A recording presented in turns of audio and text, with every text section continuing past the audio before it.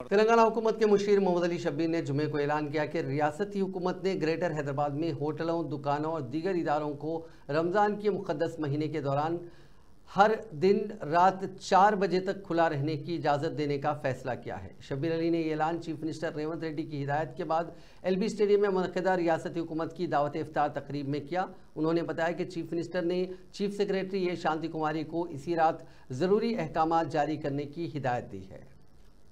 अस्सलाम वालेकुम रहमतुल्लाहि बरकातहू। एक ज़रूरी ऐलान है। अभी हमारे चीफ मिनिस्टर साहब ने सबसे मशवरा करके ये ऐलान किया है, माह रमज़ान पूरा 1 महीने तक रात के 2 बजे तक तमाम होटलें और दुकानें पूरी खुली रहेंगे और किसी को 4 बजे तक, अभी CM साहब ने कहा कि 2 नहीं 4 बजे तक, यानी शहर तक पूरे होटलें और दुकानें खुले रहेंगे। अभी चीफ सेक्रेटरी साहब के जरिए कल आप लोगों को ऑर्डर भी इश्यू हो जाएगा, वो ऐलान मैं कर रहा हूं।